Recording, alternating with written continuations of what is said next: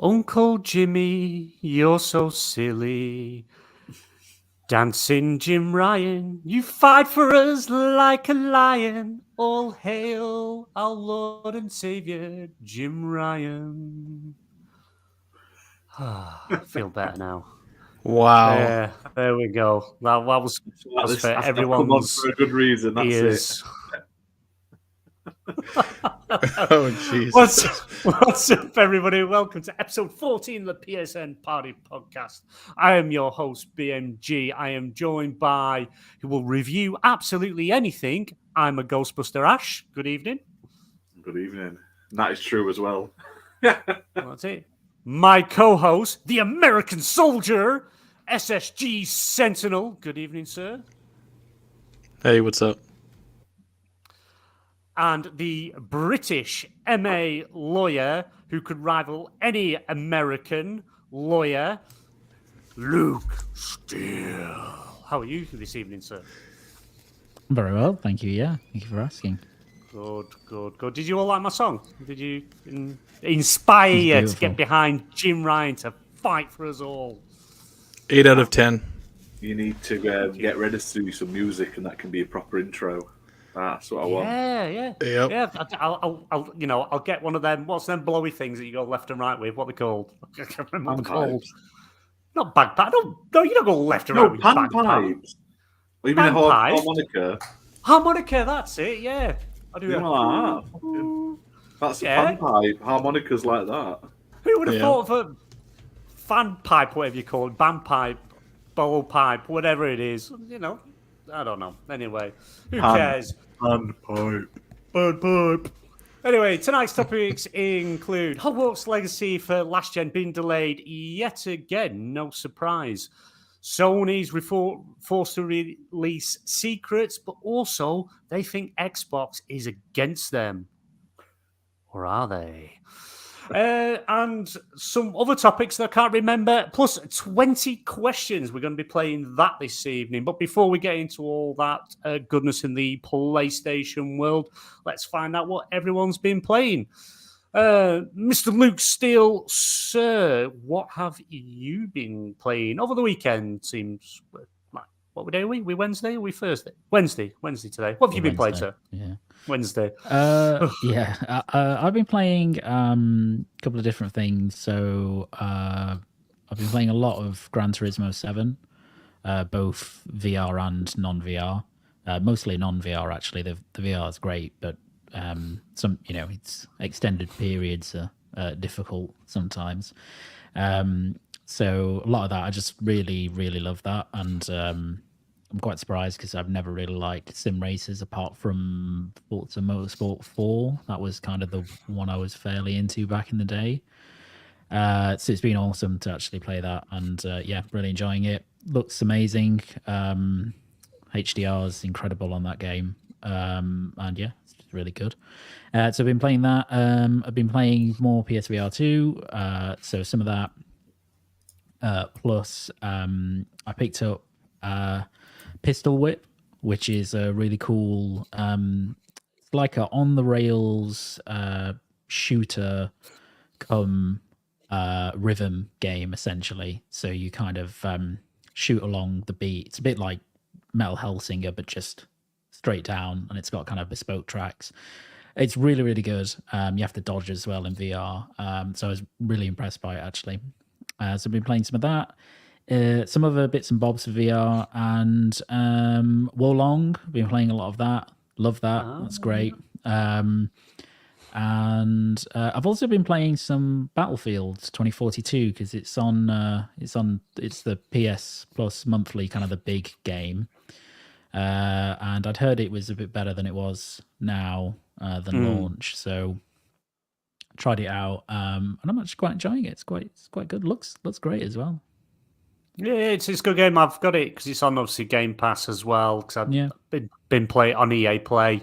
Been playing it on there a bit. I've got rid of it now because I'd made room for some other stuff. But yeah, it's a good game. It's improved a hell of a lot from when it launched, when there was literally nothing. The game was bare bones. Didn't have a proper UI. It was literally half of it was missing. But yeah, it's a fun game. It's a fun game. I'm good at sniper on it.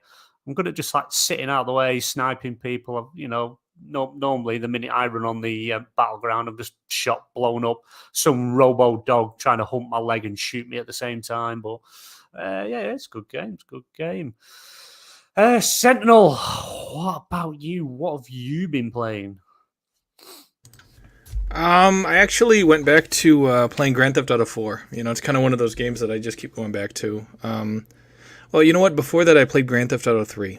But I played Grand Theft Auto 3 for maybe 30 minutes. And, now that Grand Theft Auto 4 is actually, now that it exists, it's hard for me to play GTA 3 and not immediately just go, you know what? I'm just bored with this. And immediately go to Grand Theft Auto 4.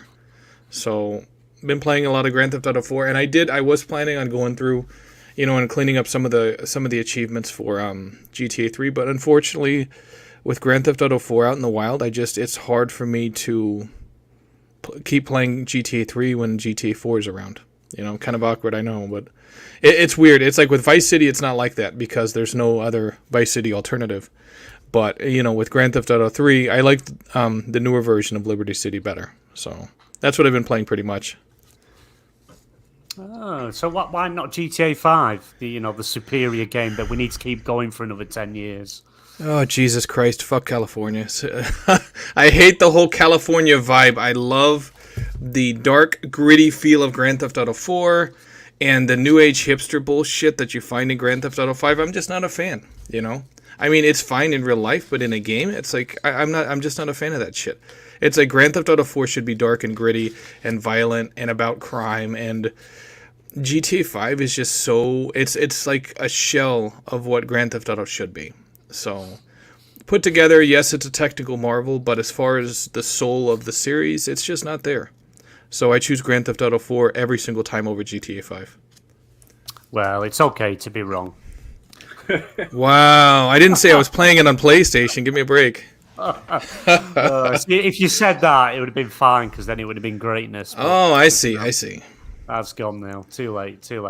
And the XBN Network General Manager, Ash, what have you been playing? Not a lot. My daughter's birthday this week, so over the weekend we had family round, so I was mainly playing like Jackbox games and What the Dub, which is great. I really should do a stream of them sometime on the channel, but like What the Dub is basically like old movies and TV show clips, and you have to sort of type in what they're supposed to say when it goes blank. But it was very crude, very, very, very crude. But other than that, I've decided to jump back into Resident Evil Village because there's a Capcom sale on at the moment, and I've managed to pick up the DLC, so you get the third-person mode. Because I have no interest in Resident Evil first person. I bought it day one like an idiot, played it for like an hour and was like, this isn't for me. So now I've got the DLC and I'm playing it in third person, and I've slightly gotten further than where I was so far. I've only played it last night, but it's not the worst sort of edit where they've put the third person mode and it sort of jumps between first and third person. Quite enjoying it. I got all the extra like weapons and stuff like that, and so I'm just playing it on easy. It's weird because it's not Resident Evil. It's like werewolves and vampires and stuff. I want zombies in old mansions, not some weird Eastern European village full of like old ladies with like potions and stuff. But it's not the worst game I've played, and like I say, I'll get through it. It's quite a short game, I believe. Village. I didn't play Village. Luke, you played Village, didn't you? Yeah, it's like 12 hours, 13 hours, something like that from memory. Bad, yeah. So it's not like super long. Good. But yeah. I want to give it a go, and like I say, I've got the DLC and everything with it, so I may as well play through. But I'm a bit annoyed they put the third person behind a paywall, but Capcom be Capcom in, so yeah, people will pay for it. Me. Yeah. You got to get the PSVR 2 so you can play it in VR. I'd love to. I really want to get one. It's on my wish list, but like I ain't got a spare kidney at the moment for it. So no. I played on the PSVR 1. I played Resident Evil 7. Is it 7? Yeah, 7. 7 in VR. It is terrifying. I hate horror games at the best of times. Well, I used to love horror games. I'm a big Silent Hill fan and stuff. Just playing Resi 7, the jump scares, I was like, I've made a mistake here. I'm getting soft or something in my old age. But I never played Resi 7 in VR, but I played the demo. Do you know where you don't do anything, you just sit there. Oh, yeah, which is over here. And, yeah. Do you know what, right? I shit myself enough there. So I was like, if I play Resi 7 in VR or Village, I will probably be found the next day, like dead on the floor with a heart attack or something. It's terrifying. It's horrible, some of these games.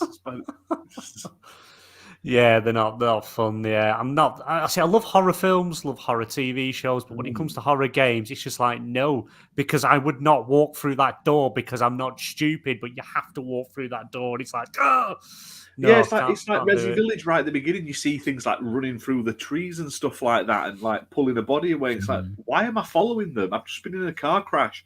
You get back on road and you stick your thumb out. You don't go wandering into some weird village following the dead birds. It's just like, what's that about? So, yeah, I think the worst experience I had with VR was I played Paranormal Activity in VR. The films were, the films are a bit jump scary, but that game, I've never been so terrified in my life. You literally, you're outside this house, looks creepy as shit as it is, and your character's like, I think I need to go inside. It's like, I don't even know whose house this is. Why are we at this weird person's house? Looks freaky as hell. Why are we at this house? And you have to walk in. You have to knock on the door. No one answers. So you try the door handle because you think, why not? I might as well break an entry now. I'm on private property. Go into the house. And this like freaky person pops up saying, oh, who are you? You're like, oh, shit. And then, and then things just start changing, going weird. You see things. And then you can hear a tap, tap, tap, and you're like, what's that? And you're looking around thinking, because you've got the 3D surround sound, so you're looking around, I can hear, what the hell's that tapping? And it's coming from upstairs. And it's like, it's time to leave. But it's like, no, clearly I've got to go upstairs. So you go upstairs, you walk down this corridor sharp bend to the right. And I just peeked my head around the corner, and there's this woman in this like white dress hammering wooden boards to the window. And then I move a bit more, and she taps and then stops. And it's like, I can feel my heart racing. I'm like, I've got a bad feeling about this. And her head just turns around, looks at you, and she just screams at you and runs at you. And I shit myself, start turning around, go down this corridor, open this cupboard door, get in this cupboard, crouch down. And I think I actually soiled myself, if I'm honest. And you just see this person outside the door breathing. I turned it off after that. I thought, no, I can't go any further. I'm getting too old now. My heart can't take these sort of things. So it's like, no, I'm done. Oh, yeah. So what have I been playing? Oh, I'm back on the Destiny train. I pulled that drip out my arm, left it aside, playing all different things. And then they dropped an expansion called Lightfall that changed everything, introduced all this new stuff, and now I'm hooked back on it. I was just on before the show, been on for the last like 2 or 3 days, and it's good. It's good to be home. But the best live service first person FPS game going. Best game going. But yeah, other than that, I haven't actually played anything else but Destiny. I've not touched the new expansion yet. Because I've kind of got a load of other stuff I need to go through before I hit that, because I had to start again with a character because my Warlock character just doesn't work. There's a bug. I put in a ticket. They're telling me there's nothing wrong. But it is what it is. Anyway, I'm having fun. I'm enjoying it. Flying around as a Titan, clicking heads and ripping them to shreds, all that goodness. It's all good. But right, other than that, let's move on to some topics. Let's start with Hogwarts Legacy. PS4 and Xbox One versions have been delayed yet again. The game was originally scheduled to release on last generation systems in April, but will now arrive in May, Warner Brothers said on Monday. We're overwhelmed with gratitude for the response to Hogwarts Legacy from fans around the globe, reads a tweet from the Hogwarts Legacy account. The team is working hard to deliver the best possible experience on all platforms, and we need a little more time to do this. Hogwarts Legacy will now launch on PS4 and Xbox One on the 5th of May, 2023. Are we surprised that this game has been delayed? Should they just cancel it? Be done with it? There's been issues on current gen versions. How the hell are they going to get this big, huge game to run on previous gen? Luke, come to you first. What do you think? Should we cancel it? Be done with it? I mean, in an ideal world, I guess, but I think they've probably gone too far deep into developing it now, given how close it is. So, it's not an ideal situation, is it? Because, I mean, if anybody's actually... I've not played the game, I should say, but my wife has played it, and I've watched her play it, and it's a really, really impressive game, technically. Like, it's visually very, very high quality. It's also very big. So, and I was kind of watching it and thinking, I don't have a clue what this will look like on a PlayStation 4 or an Xbox One, because they're just really going to struggle. Having said that, I mean, they probably do want to release it and pretty as soon as possible, because the sales have been so astronomical just across PC, PlayStation 5, and the Series consoles, that they've got another huge captive audience there on the older gen. So it's what it is, isn't it? It'll come out, it'll probably be a mess, it'll probably look crap. But for those who don't have the option, and only have a last gen console, they'll get a chance to play it. So I'm looking forward to the the Digital Foundry comparison or breakdown of it, because I think that's going to be quite interesting. Oh Jesus! Yeah, yes, that is going to be a comparison to behold, I think. Ash, what about you? Should they cancel it, or would you play it on previous gen? If you They shouldn't cancel it, because I paid for the digital deluxe edition where I get the previous gen included. So give me what I've paid for. Bear in mind, they're also making a Switch version as well at some point. I mean, they've not announced a delay for the Switch version, but I assume it's not coming anytime soon. So I don't know how it's going to run. It's going to run like arse. It's got to it's going to be janky. It's going to be laggy. It's going to have it can't be fully open world, I don't think. I just don't think it'd run it as well. Even every now and again on the Xbox Series X, you get a tiny little bit of slowdown from when you're loading into big areas and stuff like that. Nothing noticeable, but ruining. But I couldn't imagine that on a PS4 and an Xbox One, especially an Xbox One, because that's even weaker. I mean, the Series One X might be all right, but I don't know. It's just it should be able to run on it because it runs on PC. So if it can run on PC, it's got to be at least sort of scalable downwards. So we'll see. But it's odd that they announced it to release at the same time and then they haven't, and now they've delayed it yet again. But it's going to run at 14 FPS. And it's going to probably look like The Witcher 3 does on Switch, where it looks absolutely horrible. So running that well. It's going to look like the PS1 Harry Potter games. And do you know what? Do you know what I miss? Do you remember when they used to do Wii games of the same stuff, like the Ghostbusters video game, which had a Wii port, but the Wii version was lower quality graphics, and it had it was more cartoony. It was the same game, but the graphics and the sort of environments were lower poly, less detailed. They should have gone like that. Basically, same thing, but it just looks more cartoony, like the old Harry Potter games did. And then people get everything, and no one's going to complain about it. So no, I'd seen with the Lego games and Harry Potter. I'd seen a report today on Twitter. I think it was VGC or it might be Insider Gaming. That Lego Batman 4 has been indefinitely delayed for the remake or remaster of the original Lego Harry Potter games. Why? So, They've run fine though. They already brought out like a say Xbox One version and PS4 version. Why do you need to remake them unless they're putting the audio in because the originals didn't have audio, or maybe they're going to add Fantastic Beasts to it as well? But what's the point? Like Lego games don't need remasters. They're fine. No, they don't. Even the old No, they ones don't. are enjoyable. Do you know what I mean? They've obviously progressed over time, but it's just weird. I'm sick of remakes and remasters nowadays. Yeah. And the Switch version of Hogwarts Legacy is coming out on the 25th of July.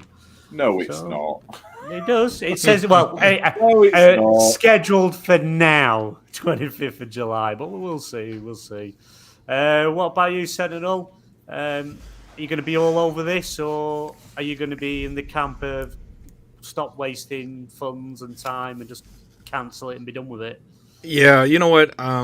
It kind of seems like it's a hell of a situation to be in. Now, I want to point at a couple of examples of when developers knew that it was going to be difficult. You look at Call of Duty World at War that released for the the PlayStation 3, and they had a PS2 version, and it was smaller. It had less levels. It was called United Fronts or some shit like that, but it was a smaller game. You look at Black Ops, Black Ops 3, that only had the multiplayer for the PS3 and the Xbox 360. It didn't have the campaign or any of the other stuff that they were trying to institute into at that time. Next generation PS4 and Xbox One. This developer should have known that it was going to be hard to develop this for an Xbox One. And keep in mind, this isn't the One X that they have to develop it for. They have to develop it for the base Xbox One that came out in 2013. They have to develop it for the PS4 that came out in 2013. It's not the PS4 Pro. It's not the Xbox One X. It's the lowest base consoles. And that's going to present such an issue for them. They're going to piss off a lot of people because, like you said, it's going to run like shit. And it's just going to look horrible. And they should have avoided it altogether and said, hey, current generation only. Not last generation. But I understand they want the most money, but I think there's going to be a lot of people upset with how bad this looks. And I'm not saying that this studio would have released this game looking bad 10 years ago, but I think if they would have released it last generation because they didn't have to build it for the current generation consoles, it would have looked better because they would have been able to fully optimize it for last generation consoles. But now the priority is switched to current generation. You're talking series consoles and you're talking the PS5. That's what they optimized it for, and that's what they spent the most time optimizing it for. And because of that, because the focus is split, they're going to pick the newer systems and they're going to kind of leave the older systems behind. They absolutely should have just canceled it. And by them not canceling it right now, I guarantee they're going to get a lot of shit for it because the last gen console versions are going to look like crap. Yeah. I think we're going to end up with another Cyberpunk situation. The game's going to come back. It's going to be awful. Half the faces are going to be missing, and it's just going to crash. Things aren't going to run right. It's a waste of time. We need. Even I know it's not a first-party game or anything like that, but they need to stop making games for the previous gen now. We need to start moving forward. Yeah, getting games fully made for these consoles, not just optimized for these consoles. But we'll see. We'll see what happens. It'll probably be a disaster. It's probably going to, critically do a lot worse than Hogwarts Legacy. I think Hogwarts Legacy is sitting at an 84. I think it's an 84 it's sitting at. Yeah, something like that, I think. Yeah. So this is clearly going to do worse, but this is the thing. People aren't going to be talking about, how good Hogwarts Legacy now is. The narrative's going to be how bad the previous gen is, and that is going to be the story. That's all people are going to think of when they hear about that game. once it's out, because we know it's going to be a buggy mess. But we'll see what happens. Right, let's move on swiftly. Austrian court says FIFA packs constitute gambling and orders PlayStation refunds. This is from VGC by Jordan Midler. A court in Austria has ruled that FIFA Ultimate Team packs are a form of gambling and has ordered PlayStation maker Sony to issue refunds. According to Games Witzcraft,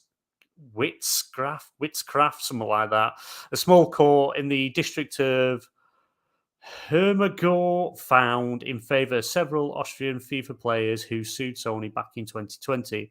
The suit alleged that the plaintiffs, including one minor, had gambled away over €400 or $400, whatever it is in Austria, on the football simulator. The suit brought forward by lawyer Ulrich Salberg. Why can't people just have normal names? Why do they have to have these complicated names that I can't say? Claimed that the ability to spend money on FIFA's random pack system violated the country's gambling laws and sought to hold Sony liable.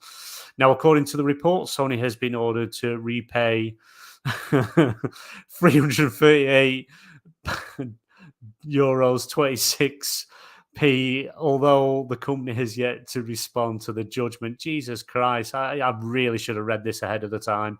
According to the court, due to the contents of FIFA's loot boxes having the possibility of being worth more or less monetary than the value of the pack itself, thus theoretically offering a financial benefit to those lucky enough to receive a valuable item, they violate the Austrian Gambling Act. FIFA Ultimate Team has faced scrutiny across Europe in recent years due to its popularity and ability to generate huge sums of money for EA. Players assemble their Ultimate Team by acquiring items representing players, both contemporary and legends of football. One way of doing this is by purchasing packs of cards, which can fluctuate in value from around $1.99 for the most basic pack to over £30. The sticking point comes from the contents of the packs themselves. While the item types players receive are guaranteed, i.e. you'll always receive 30 gold items in X pack. The quality of the players in those packs is randomized, incentivizing players to open endless packs with hopes of receiving the item they want. Last year, the highest administrative court in the Netherlands overturned a previous decision to fine Electronic Arts €10 million for keeping loot boxes in FIFA. I think it was quite a big thing last year and previous year. Everything was about loot boxes. Is it classed as gambling? Is it not gambling? Is it that people have the right to choose? Should you be 18 years old to be able to access this? Can you be younger?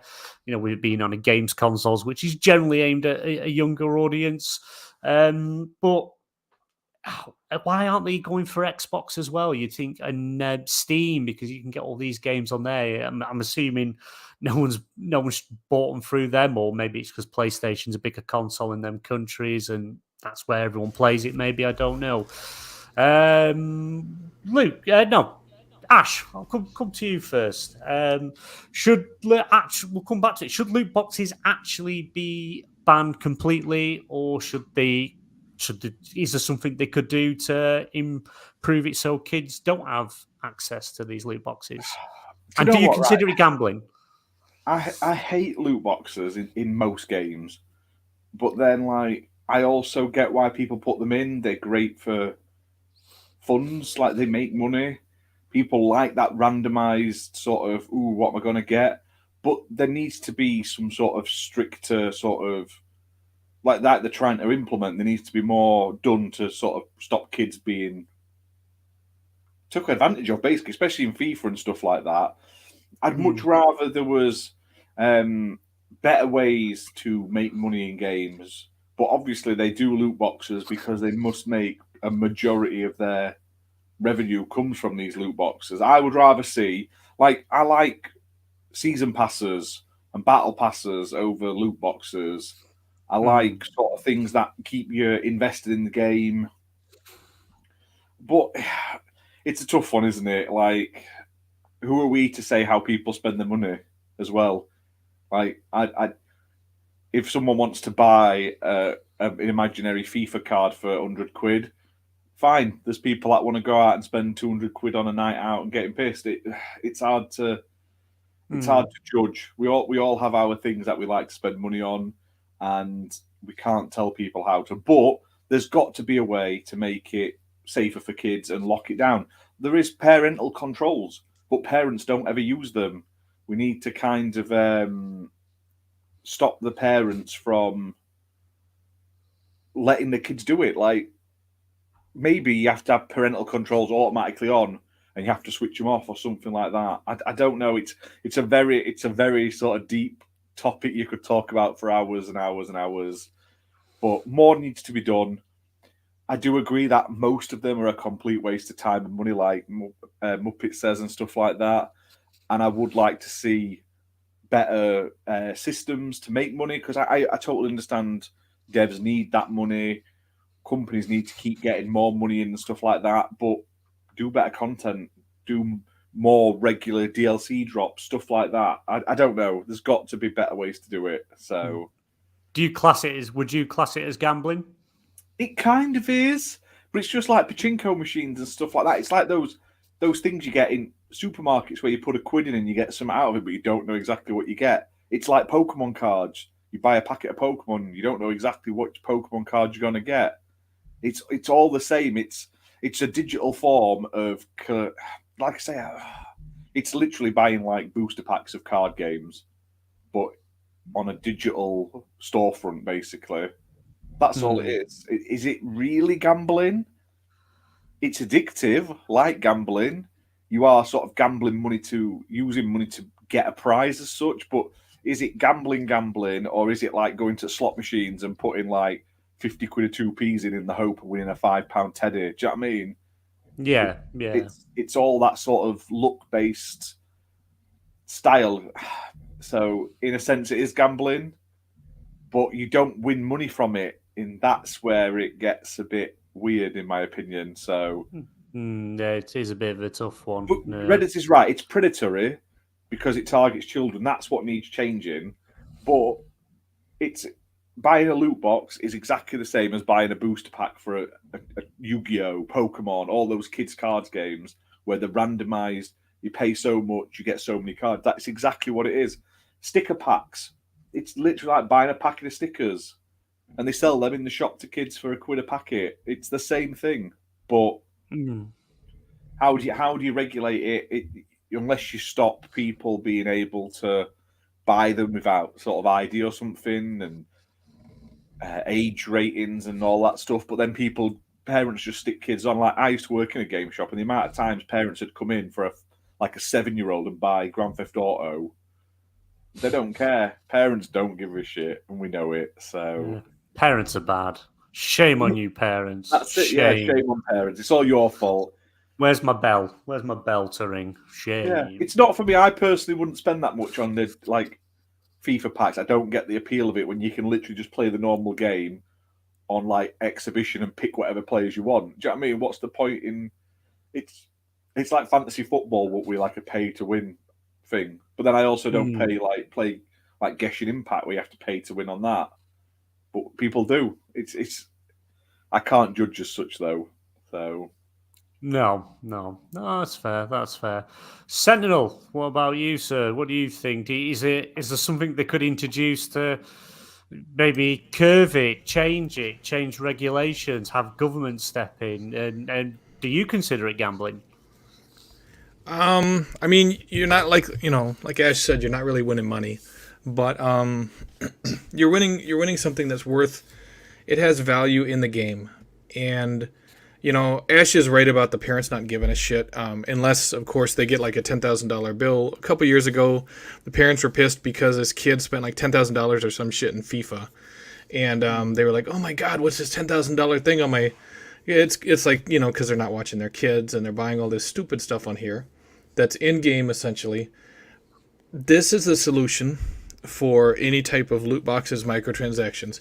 Keep them in the games, but only in-game currency that you earn, not that you can buy at all. Only in-game currency that you earn through regular gameplay is how you buy these. That's it. Full stop. Right?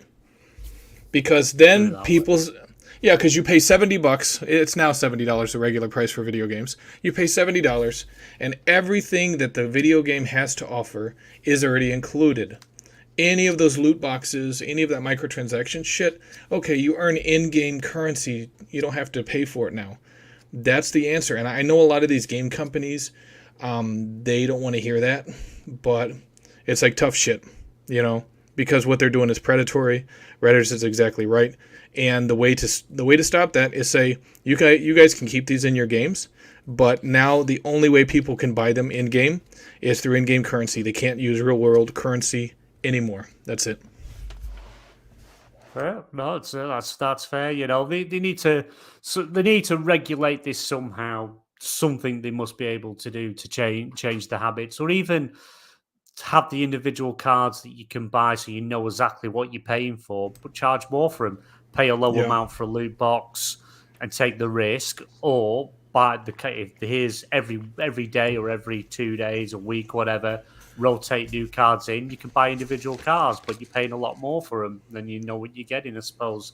Then it's not gambling if you know what you're getting for what you pay for. Yeah. Yeah.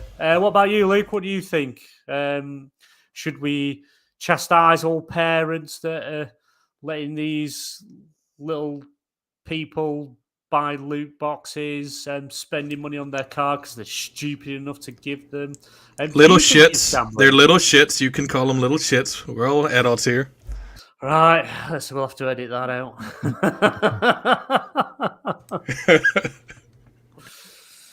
Yeah, I think. I mean, obviously, there's some level of personal responsibility in all of this, for parents, especially. Clearly, that is something that exists. But the problem is that it's just, it's too easy to buy loot boxes ultimately, or to buy in-game items. Like, it's very easy once you've linked a card. It's incredibly easy to do that without many kind of barriers, unless you've set those up. And which Ash said rightly, parents they might not be aware of those things, or have the inclination to do that because for whatever reason. So there needs to be some form of regulation for it. I do think it's gambling. I think it's actually it's probably just as bad as most other gambling, because it's not the same. I disagree. It's not the same as, say, like buying a packet of Pokemon cards or Yu-Gi-Oh! Booster Pack or whatever, or even the little tiny capsules you get in those 20p machines, because you get something of value out of those things ultimately, even if it's crap, right? Even if you get a pack of crap Pokemon cards, you get no shinies.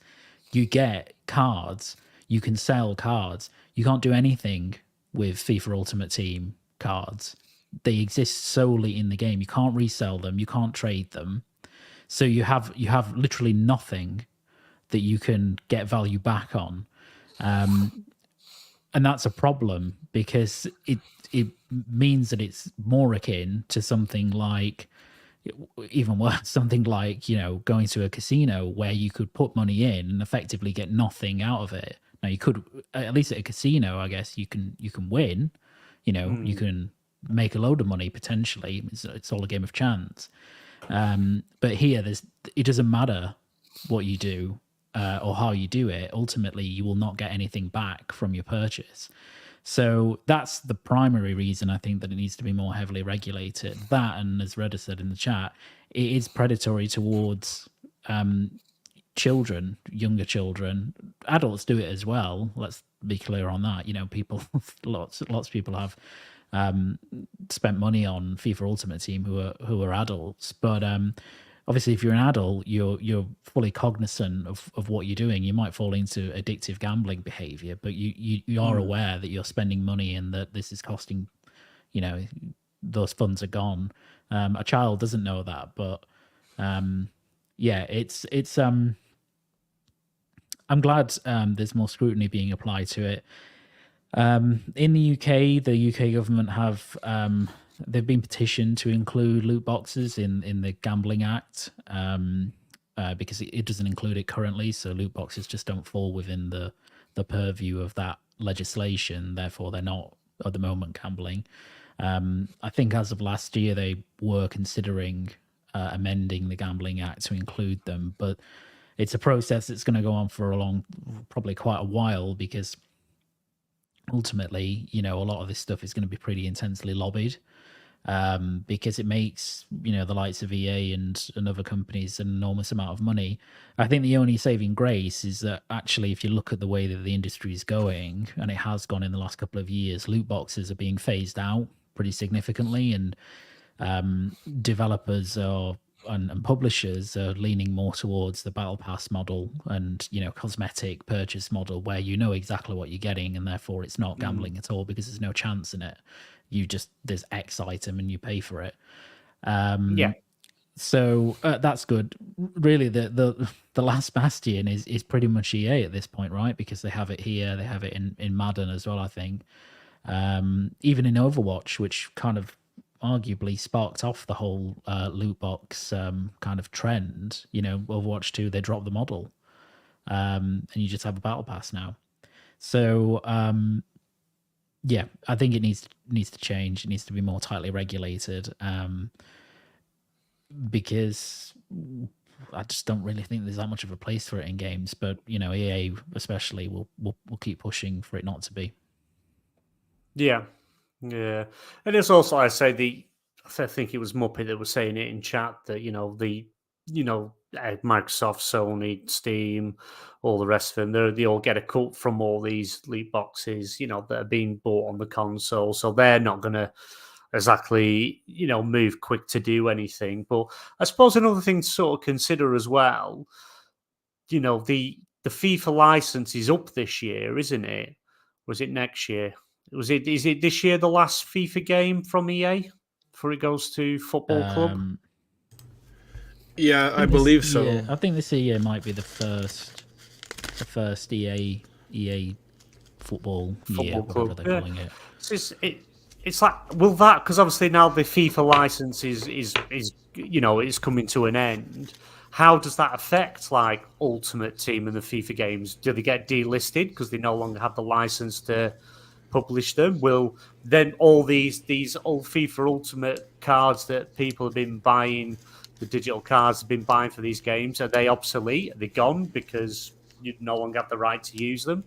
I suppose that's something else to consider as well. It's can they use them anymore? Are they going to be any good as people just spent hundreds of thousands pounds, dollars on stuff that are now obsolete because the license is gone? I suppose that is something to think about.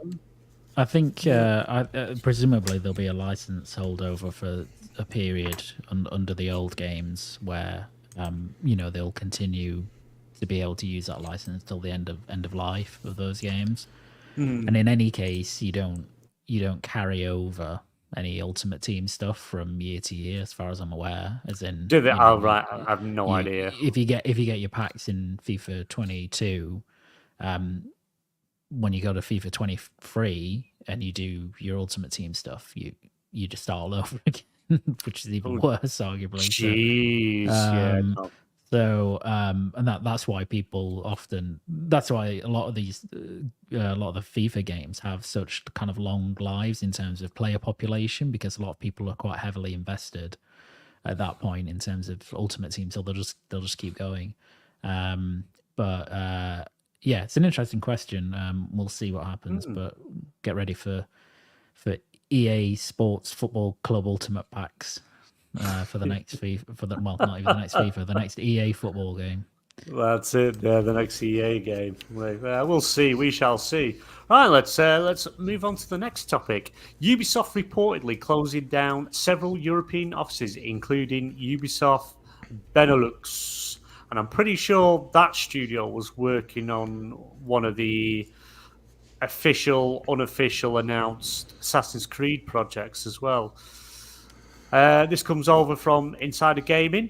Ubisoft is reportedly closing down several European offices, including Ubisoft Benelux. I think it's Benelux or something like that, but I can't pronounce it. At least that's what's alleged in an alleged email from the publisher says. A part of the email, which includes a letter, was posted on the Reset Error forums earlier today. Thanks, Creamium. Bit of a weird name, okay. Going by the posted snippet, a number of subsidiaries in Europe will be closed down due to the publisher facing challenges caused by external factors. Although Ubisoft is said to be closing down various European offices, the email only directly mentions its Benelux studio. Unfortunately, the Ubisoft Benelux studio entity is subject to the intended closure, with most of the employees departing as of 1st of April 2023, the alleged snippet reads.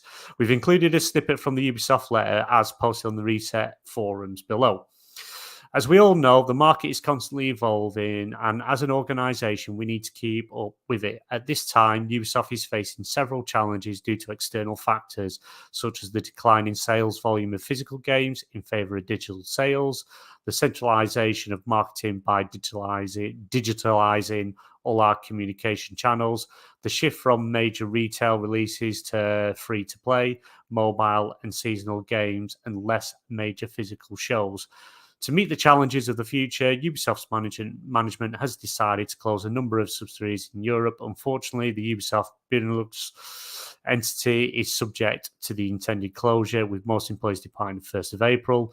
Due to the closure, Ubisoft BV will fully outsource the current distribution of physical games in the Benelux to a distributor to be announced later stage.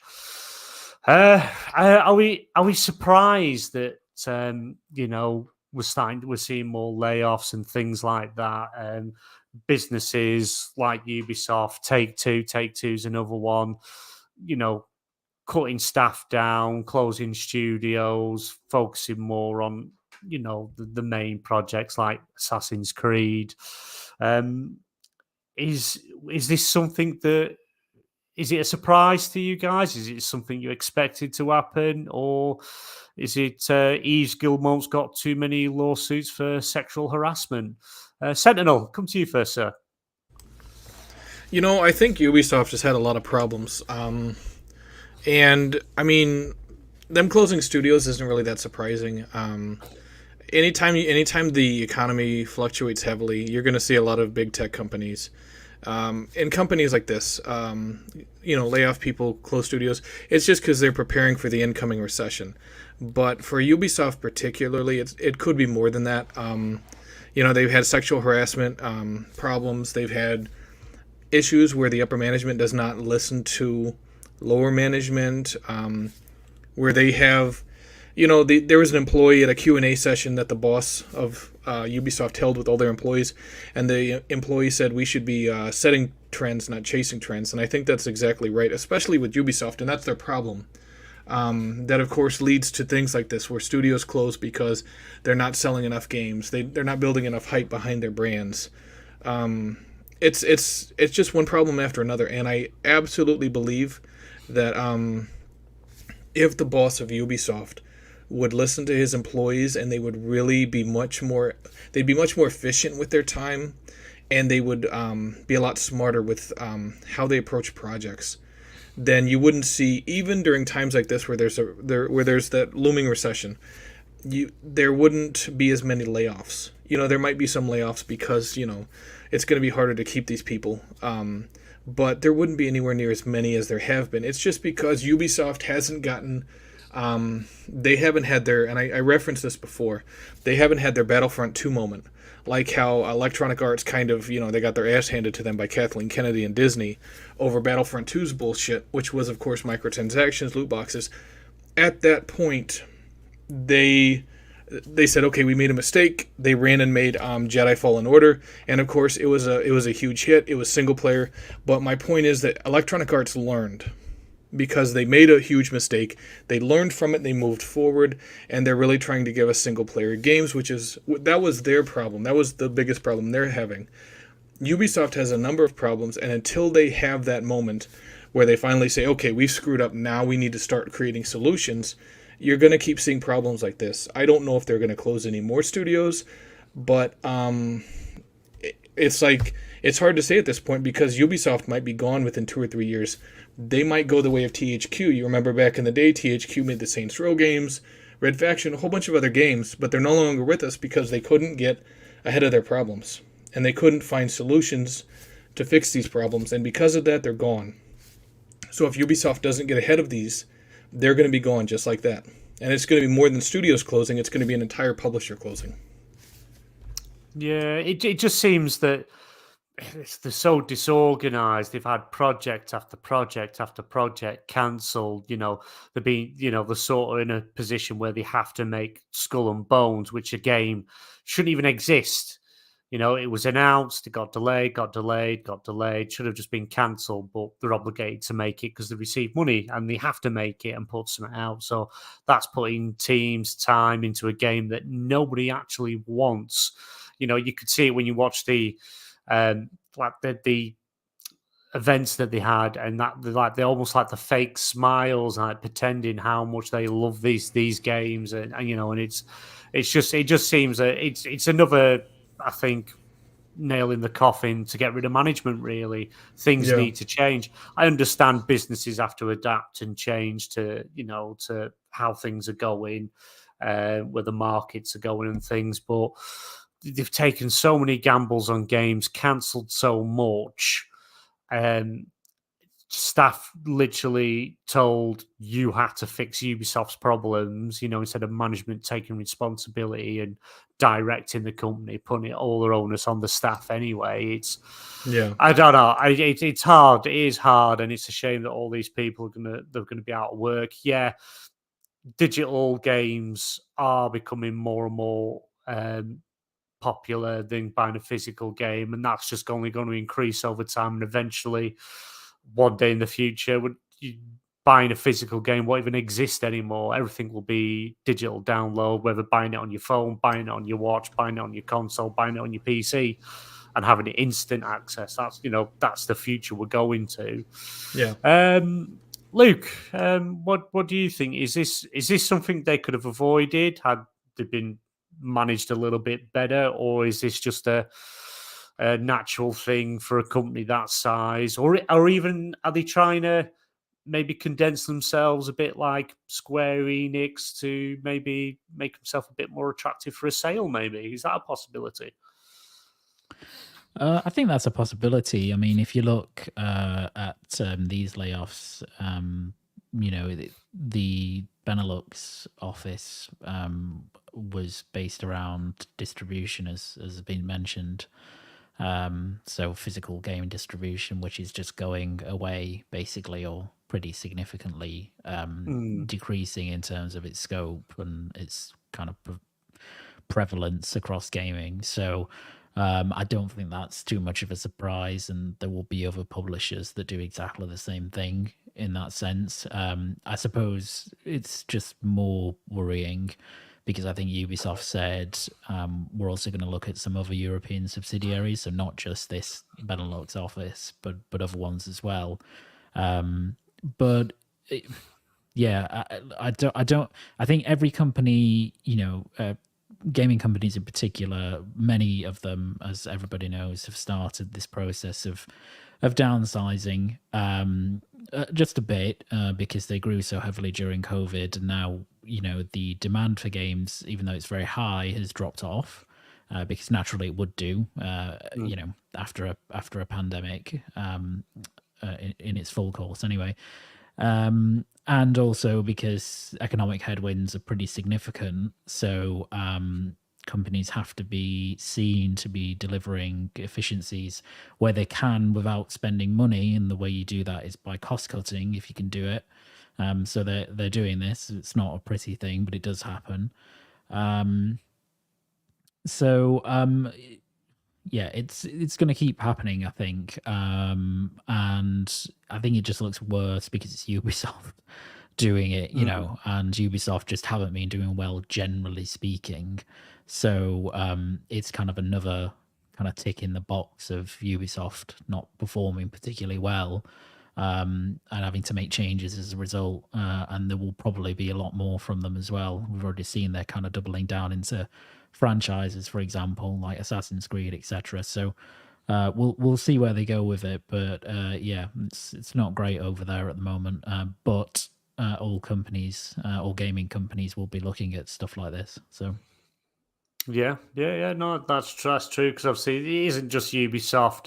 I think Ubisoft's kind of got a bit more light on it with everything they've been going through recently, and all the controversies coming out of the studio. So it's to me, it's just like another thing to stack on top of Ubisoft's shortfalls, but it's business at the end of the day. As I mentioned before, we're not going to do this. Read the news article, but Take-Two as well are also scaling back, letting people go, reorganizing the business to, even though they make hand over fist of money, but it's just a part of business, I suppose.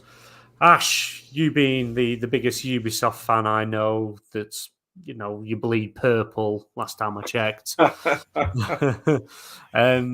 What do you think? Do you think is it something that could have been avoided? Is it something that was bound to happen?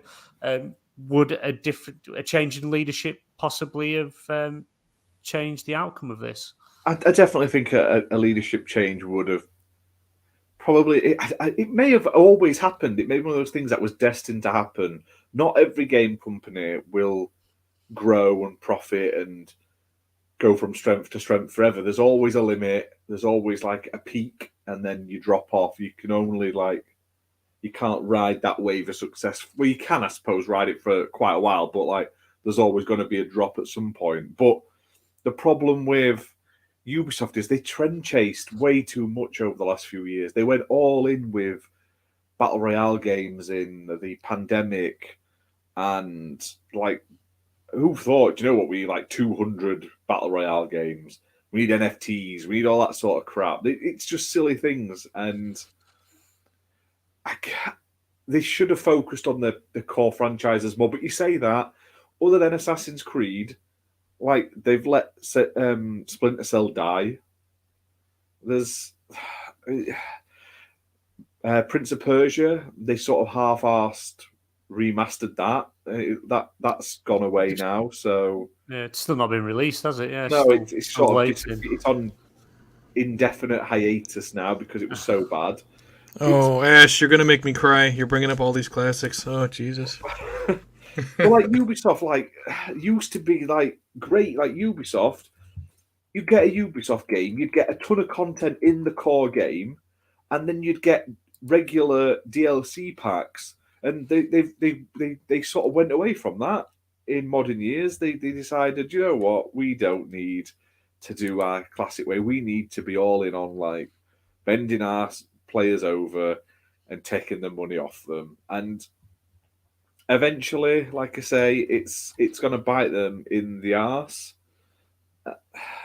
What can you do though? Like I say, they've had some great games. They've got some great sort of classics.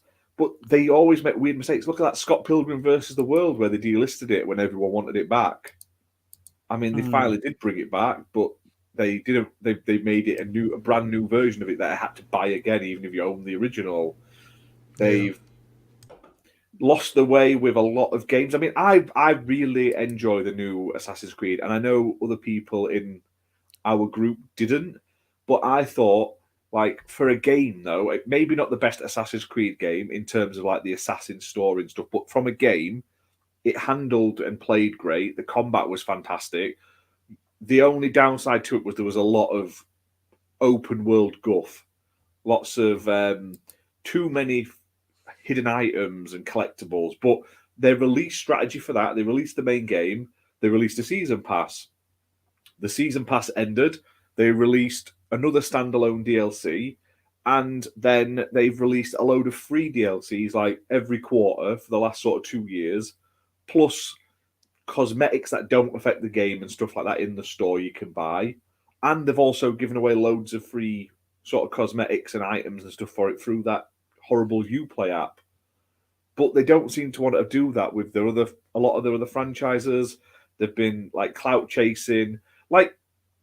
I think Skull and Bones could have been a great game if it wasn't multiplayer only, And why they didn't brand it around Black Flag, I don't know. You could have literally spun that off with the Assassin's Creed name on Black Flag, which is one of the most popular Assassin's Creed games, and made a pirate game like that. But they didn't. They decided we want it to be all multiplayer only, and that's where they've gone. They've sort of turned their back on the things that made them popular. And a lot of companies do that. They get big. They do great things, or they do a lot that people want, and then they do the total opposite. EA have done it, and then EA have sort of started to right that ship with like the Dead Space remake and the Star Wars Jedi games. But we were saying the same thing about EA a handful of years ago. But I hope Ubisoft survives in one way or another. I hope they don't honestly get gobbled up and just sort of torn apart. But I'd also like the franchises to go elsewhere. Like I say, I'd love to see Splinter Cell come back, and not mobile. Like, yes, mobile games make a lot of money, but don't do Sam Fisher dirty by putting him in another team-based mobile shooter game. Like, just give us a Splinter Cell game. Re-release the old Splinter Cell games. Remaster them. We're in the age of everyone overspending and paying full price for remastered games. I mean, THQ have got the right idea, or the new THQ. They re-released Risen the other month. I put a review up the other day on the website. It's not even different. They haven't even improved it. They've just slapped it out again with a new achievement list, and only for modern consoles. And charging £25 for it. Bring out their old games, like re-release all the old ones that you can't get anymore, and sort of they need to sort of get the policy right. Less sexual assaults and less like pushing people to suicide and all that sort of shit. Sort their house out and treat the staff better, and then give them a bit of freedom instead of forcing them to make battle royale games and stuff that you're then never going to see the light of day. Yeah. It seems to be happening everywhere. I don't get this current trend of we're going to finish games and finish movies and finish shows and then just bin them because we don't think it'd be worth releasing them. It's crazy. So, Stubbs has put THQ, the Embracer effect. It works though in a way. Like, I'd like to see more of the retro stuff. Do you know what I mean? So. I don't know, but it's on a slippery slope that they've got chance to get the ship back on course away from the rocks, but will they do it, or will the leadership still be like, no, I'm steering this ship in the right direction. It's all the crew on top that are driving us into the rocks, not me. And that's probably how it's going to end. They'll all be drowning, and there'll be that one little bit of wood, and they'll be like, God damn, it's all those staff's fault. God.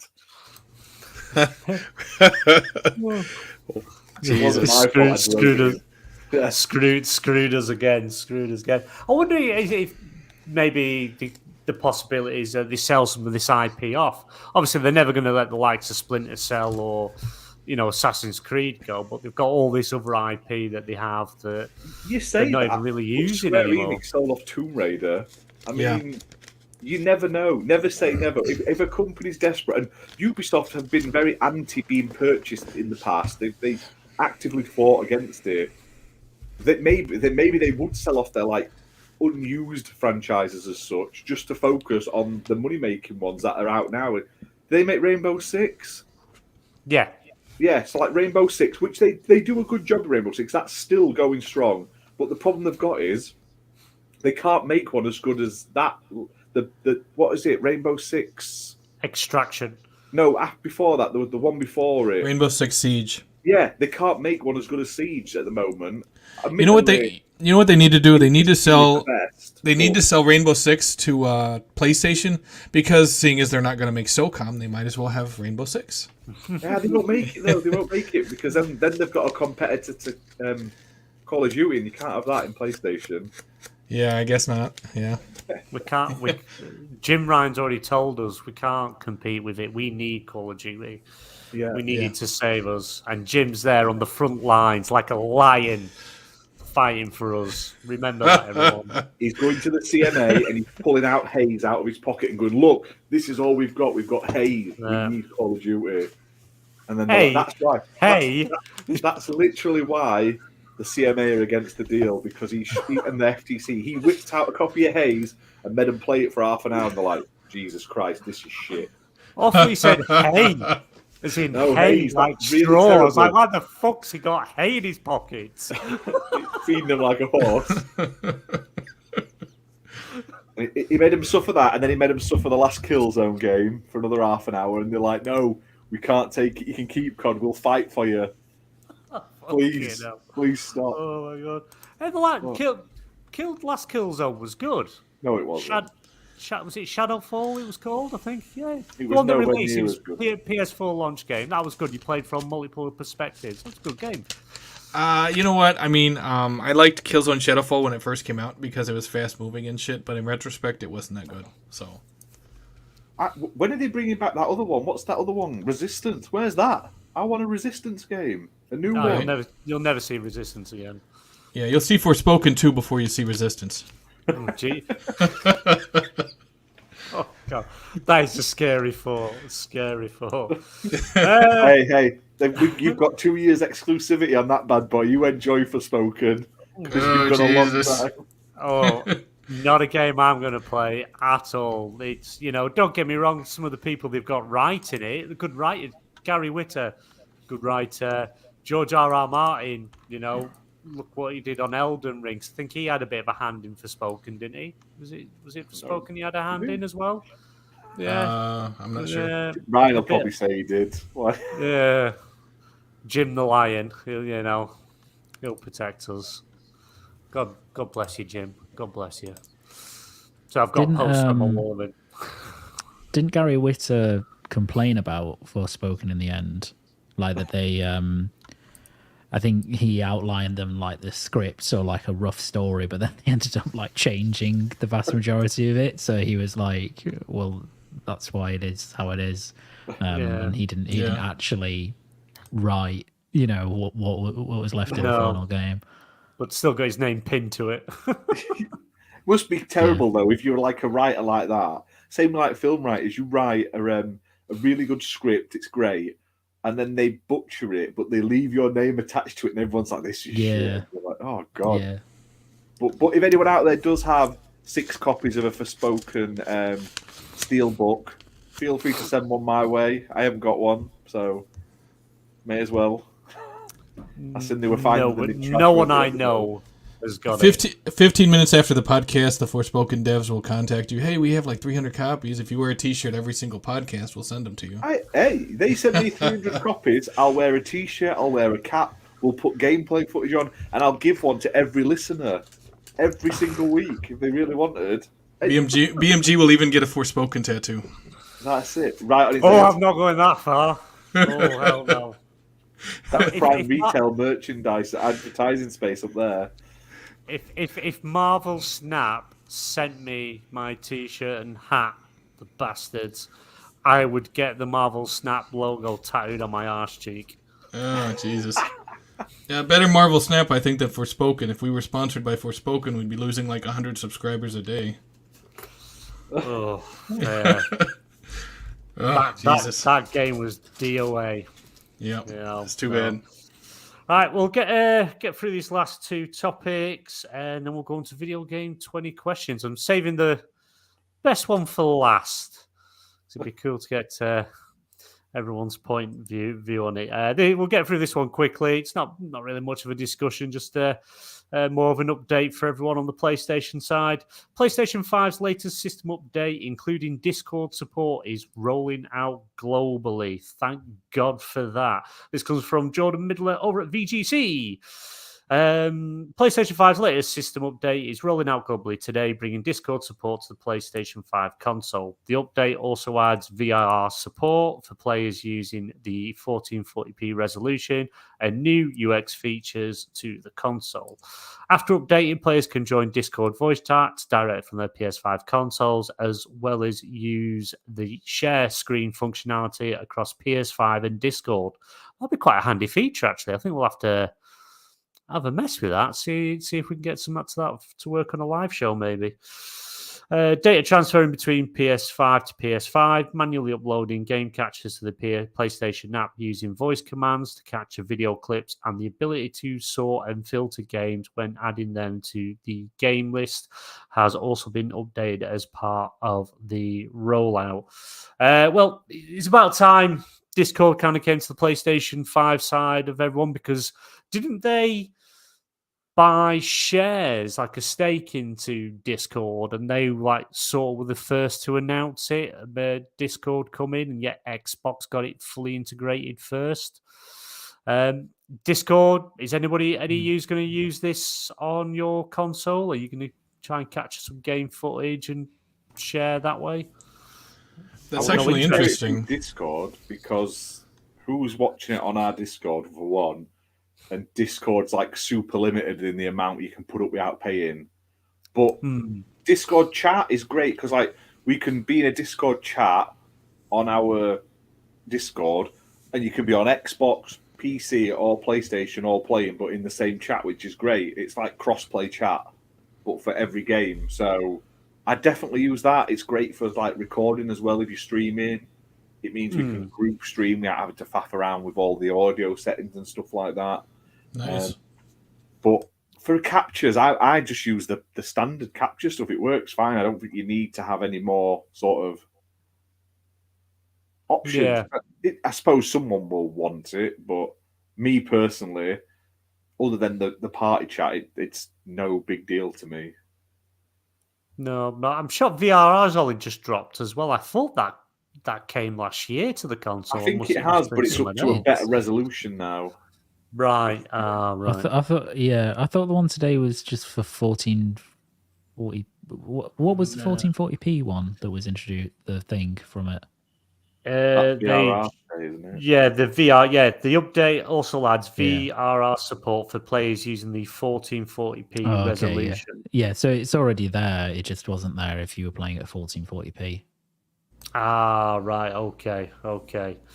Yeah. But other than that, Sentinel, is it something you're going to use, because you obviously play on the PlayStation more now, I hope.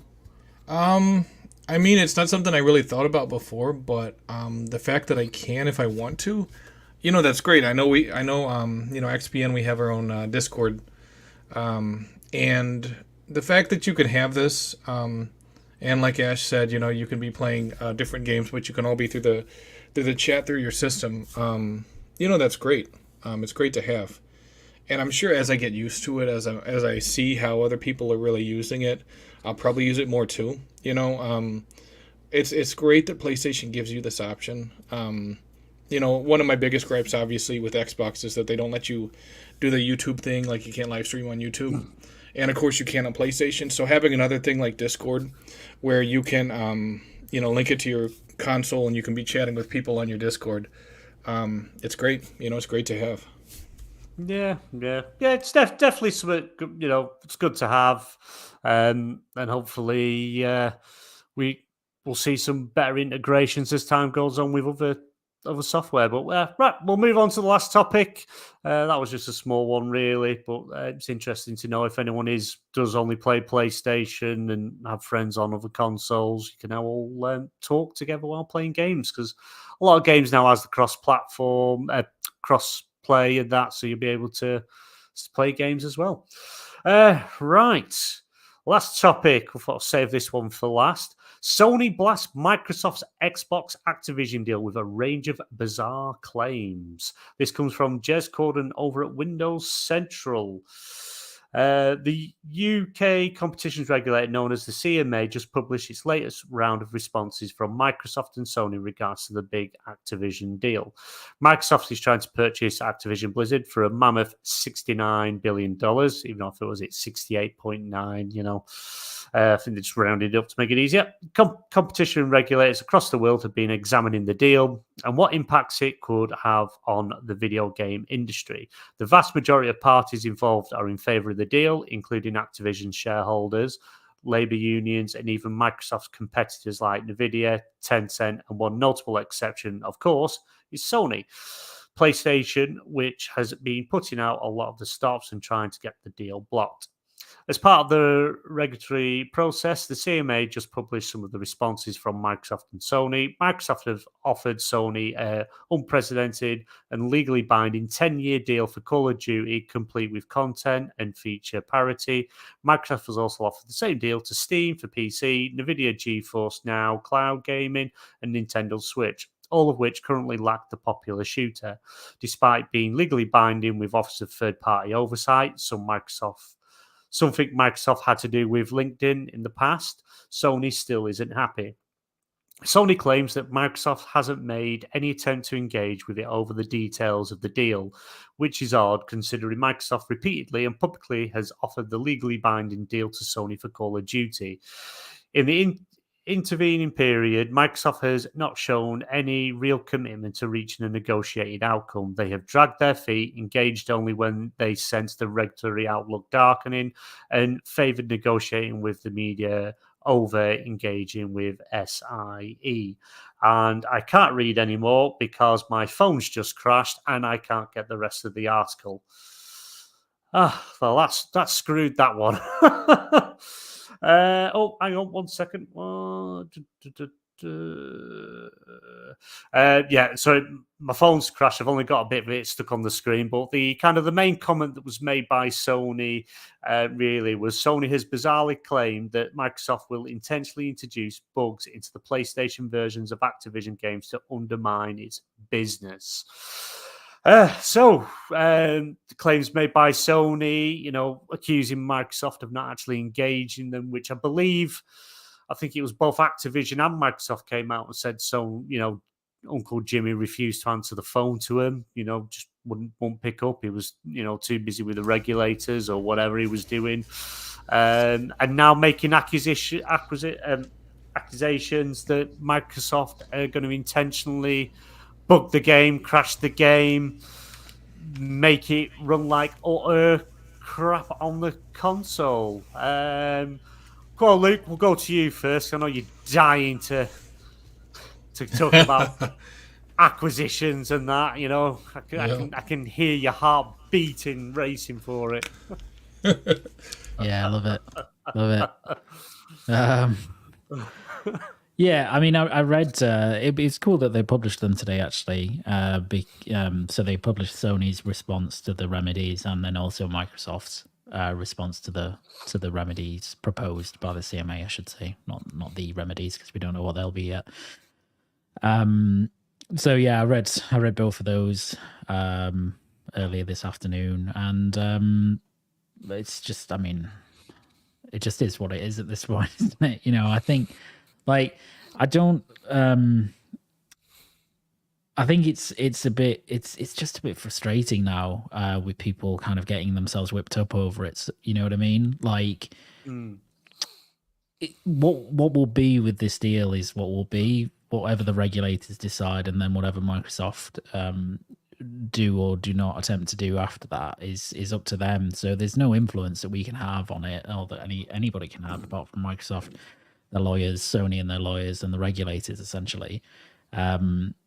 Obviously, if you look at the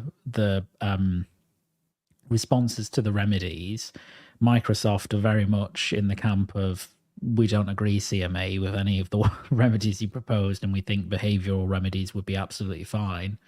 And Sony just kind of go and slap the CMA on the back in their notice and go, yeah, great job, we completely agree with everything you've said, and here are some reasons why we agree. Which is it's not rocket science to expect that. Do you know what I mean? From both parties. Of course, they're going to vehemently agree or disagree with the CMA because they're trying to suit their own self-interest. I think there's some ridiculous points in Sony's. I think there's some pretty silly points in Microsoft's as well. The Sony one that's going around, I think, is slightly taken out of context. Even I mean, it's a bit stupid even within context, but it is taken out of context because people miss the preceding paragraph. And in the preceding paragraph, they say essentially, and this isn't verbatim, but what they say is basically, a license slash broader contract wouldn't be great, because when Microsoft owns Activision Blizzard, it will need to make choices internally about how it allocates resources to developing a PlayStation version of Call of Duty. And even if Microsoft are, completely straight fair down the line, they might be incentivized to prioritize an Xbox version over a PlayStation version, much in the same way, I suppose, that, some developers prioritize a PlayStation 5 version because they have marketing with it, / it's the biggest user base, right? And they then follow that on with this point about bugs. And it's not them. They don't say we think that Microsoft might deliberately introduce bugs to degrade the PlayStation version. But what they say is that, it follows from the preceding paragraph that if Microsoft were to prioritize the Xbox version, then it might be the result of that. The PlayStation version would be inferior in some way. And the whole context for that is them trying to tell the CMA that, look, it doesn't matter if Microsoft offer to monitor the contract or the license or whatever, because they can't possibly monitor how Microsoft allocates internally its resources for Call of Duty and its development of the series. Like, there's just no way of doing that. So that's the point that we're making. Agree or disagree with that, however you want. Nonetheless, it's what I wouldn't classify it as ridiculous so much as it's quite spurious. It's quite a bold claim to make that Microsoft would deprioritize the PlayStation version in that way, such that bugs would be introduced through just the natural course of things. I don't really think that doesn't necessarily follow. It's very, the causal link between all that stuff. So it's so abstract that it's almost just kind of significantly hypothetical, if that makes sense. Yeah. So it's a bit of a weird claim, and I can see why it's been picked up on by people. But the context is somewhat important. Nonetheless, as I said, even with the context, it doesn't really make a great deal of sense. No, but it's not particularly convincing, even with the context, which is similar to most of the claims that Sony make in their remedies, and also some of the claims that Microsoft make in theirs, which are obviously very kind of just overlook to some extent certain things about contracts or behavioral remedies generally that can be circumnavigated. Not that I think Microsoft would do that, but obviously they're not going to focus on that. They're going to focus on saying this is a great idea. So I mean, they are what they are, really. There's nothing more to say about them, but it's good to see it in public because it's entertaining at the very least. Oh yeah. I just hope with FTC side of stuff, it goes to court and it ends up on court TV so we can all watch it. I want another Johnny Depp and Amber Heard sort of type situation in court. Jimmy sat on the stand pulling faces while it'd be funny. It'd be hilarious. But has your opinion sort of changed on chances of the deal going through now? Are you more positive it going through, or has it kind of dropped a bit more because CMA still doesn't seem to be budging like the EU is, or are you unchanged? I'd say I'm a little bit more positive than I was a couple of months ago. I mean, since I kind of had my not my initial, but my updated thoughts about it in terms of success chances, which were quite low a few months ago. It has picked up somewhat, but really not much has changed in that time because the EU Commission, through all sources, seemed to be willing to accept behavioural remedies, but they were always kind of, even early days, expected to accept those. So hearing that news doesn't really change it. It will all come down to the CMA, to be frank, because I think that the EU will let it slide with some contractual stuff. I just wonder if they might want something contractually, the EU, that's perhaps beyond what Microsoft are currently willing to give, in which case that might be difficult. But I think probably agree there. FTC in that aspect, I mean, that's going through the administrative law judge at the moment, so there's still a while to go on it, and things can change pretty rapidly there. And to be honest, I think Microsoft have a pretty good chance of being able to push it through on that end, just because of the litigation methods that are open to them in the US as compared to the EU and the UK. So really, it all comes back to the CMA. So I'm a bit more optimistic, but I'm still pretty hesitant to say I think it's likely, because you just don't know with the CMA. Like they said in their notice, they don't think the circumstances for behavioural remedies exist in this case. You know, which I don't know how you can get any plainer than that. I did see from a law report that I had access to the other day that the CMA, when the CMA had their hearing with Microsoft, which was I think last week, or it might have been earlier this week actually, a big part of their discussion was apparently about behavioural remedies. But I don't think that really lends any credence one way or the other as to whether the CMA will accept it, because of course Microsoft would bring up that they think behavioural remedies are fine, and the CMA of course would talk about them. But I don't know if that suggests that the CMA are open to them or not. So I think the default is it's just the same position. But let's see. We don't have to wait too long now, and then we'll see. That's it. We'll soon all have our answers.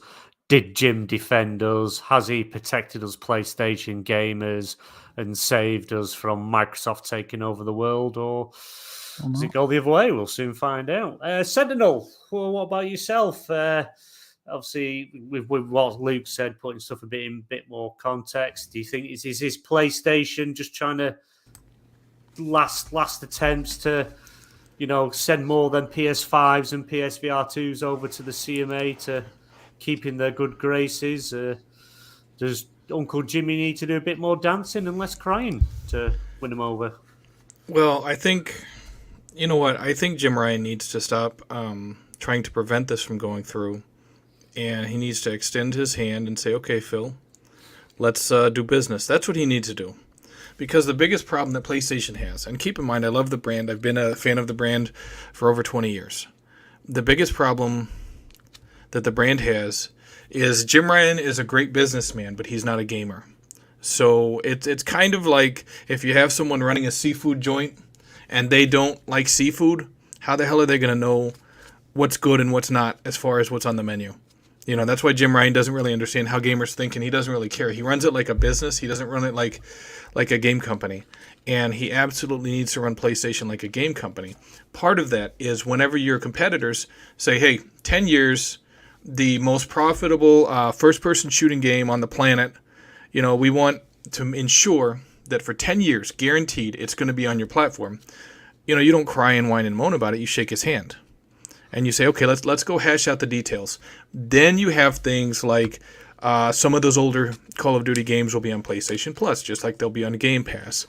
It's like, don't try to keep the deal from going through, because right now it's in his best interest before that window closes, because the window could close and they could offer them less tomorrow than they're offering them today. He needs to say, okay, let's go work out the details today. Let's figure this out, rather than trying to fight and keep it from going through, because it's going to go through. There's no reason why it shouldn't, because Xbox is pretty much including everybody in the Call of Duty brand. So him resisting it just makes no sense, even from a business standpoint. Not even talking about gaming, just from a business standpoint.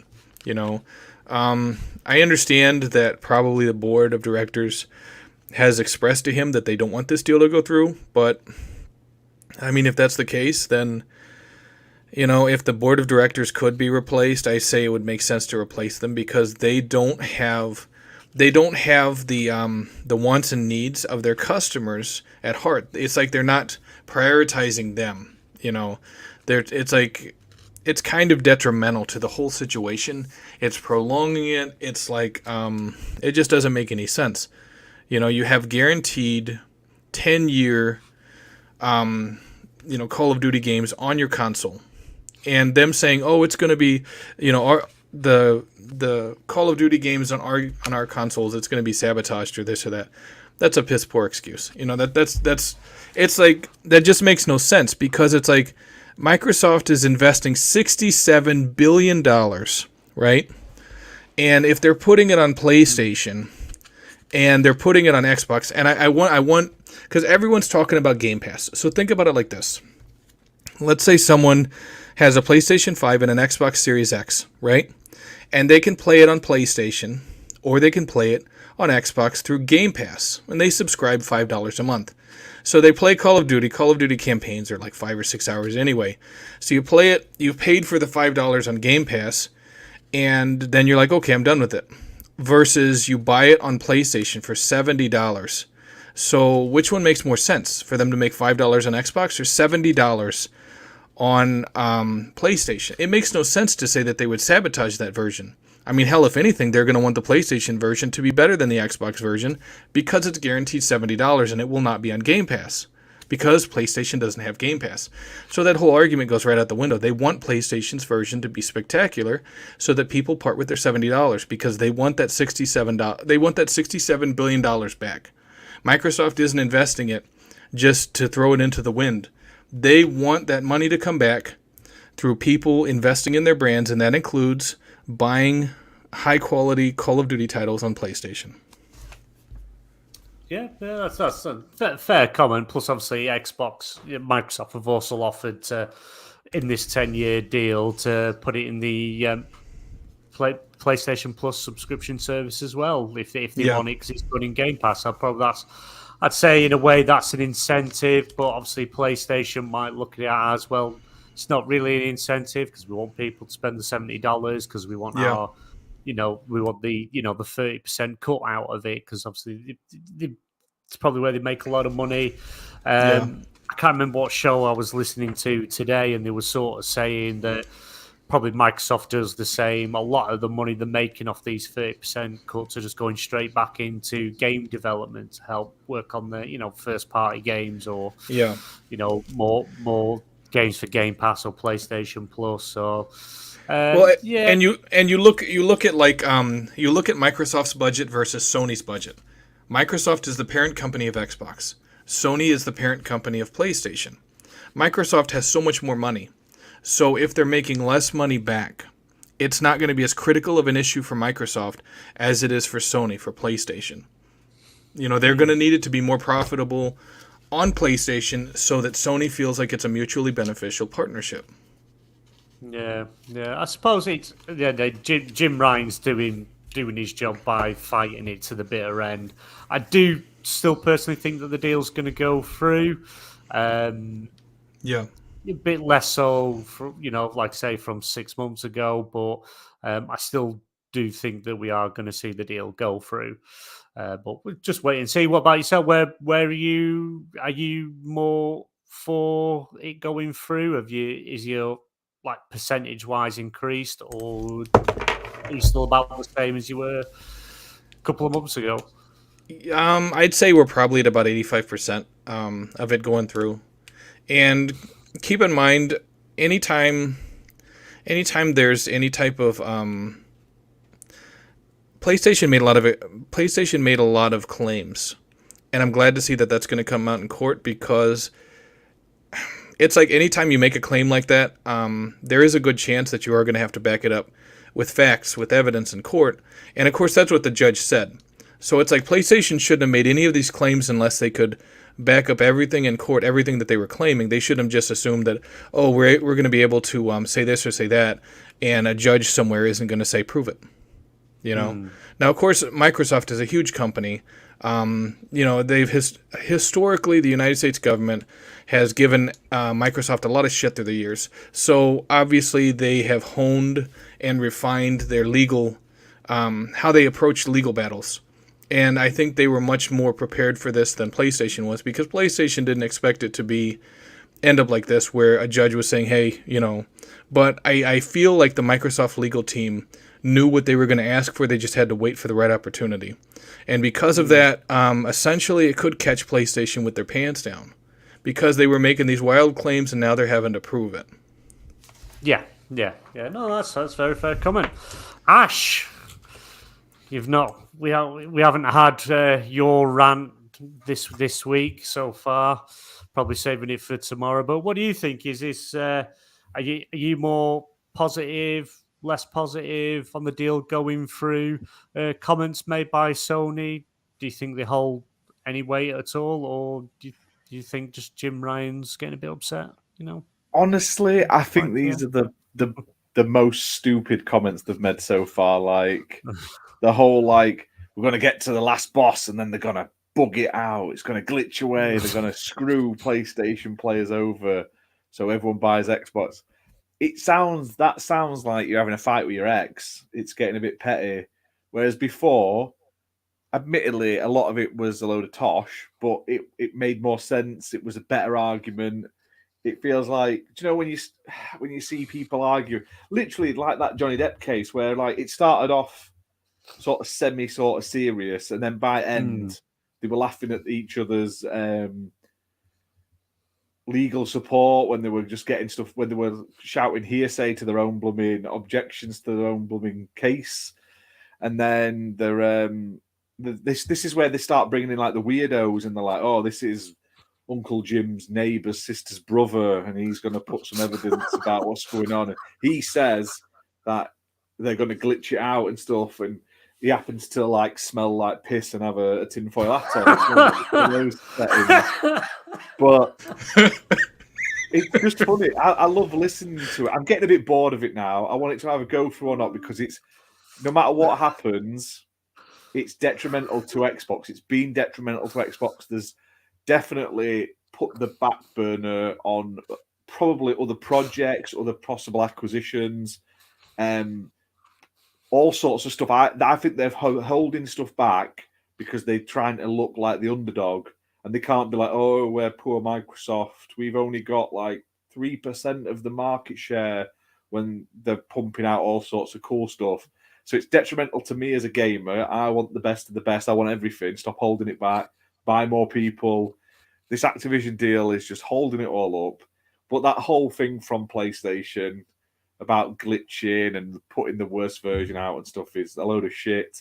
But also, Microsoft saying, well, you can put it in PlayStation Plus is all well and good, but Sony's going to have to pay a premium for that. They ain't going to give them Call of Duty for free. They're going to have to pay that sweet fee, and then Xbox can be like, well, we said you could have it in PS Plus, but we're going to lose all those sales based on all the arguments PlayStation has for putting games into subscription services day one, because it's going to cannibalize sales and stuff. They're like, well, it's going to cannibalize our COD sales on PlayStation, so you need to pay us a huge chunk of cash. So that doesn't benefit Sony at all in real terms. They're still going to be paying Microsoft. Microsoft's still going to make money. So I can see why they're not that fussed about being offered PS Plus in for Call of Duty. It's an odd one. I did see that Lulu from Activision has spoken out today, and she said that the CEO of SIE answered the question of why are they refusing it, and in his words, and this is what she's typed and posted on the internet, in his words, I don't want a new Call of Duty deal, I just want to block your merger. Now that's some big words to post on your thing, saying that's in his words. So if he hasn't said that, that's some massive slander. But if he has said that, it just adds to the whole sort of spitting your dummy out, petty child sort of thing, throwing a wobbler like it looks like Sony's doing. And every time you watch it, it gets more and more silly, basically. If she posts a sworn affidavit on Twitter saying that he actually said that, I think some people are going to shit themselves. Yeah, well, that's what she has literally put that. She put a picture up about she retweeted Tom Warren, who said about the CMA that Microsoft could release a buggy version of Call of Duty on PlayStation, and she's put Microsoft offered Sony a 10-year agreement on far better terms than Sony would ever get from us, meaning Activision. We've also offered Sony guaranteed long-term access to Call of Duty, but they keep refusing. Why? And then she followed up with what I just said. The fire. I mean, even if he did say that, not surprising, is it? Like, No. To be honest, no.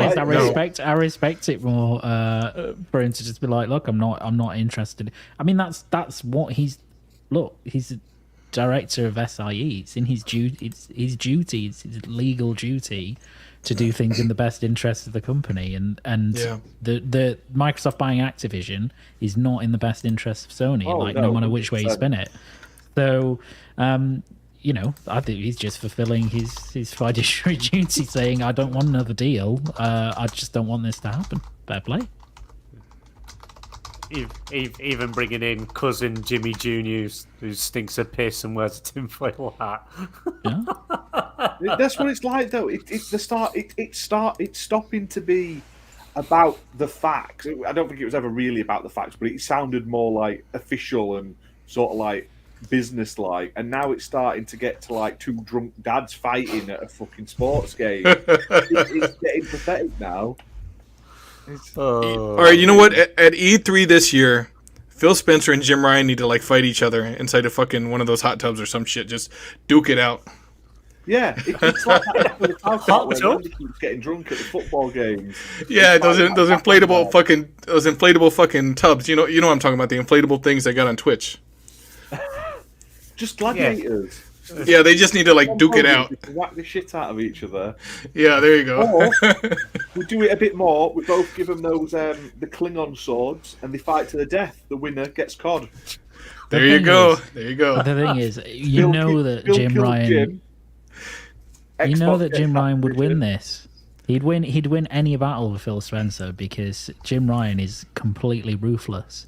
He has like a 10th degree black belt in Tang Sudo or some shit. Yep. Phil Spencer's too nice. Phil Spencer's too like kind of laid back. So Jim Ryan will go for the eyes and stuff. Maybe you'd get Sarah Bond or something in to fight for him. You never know. Bobby could fight for it.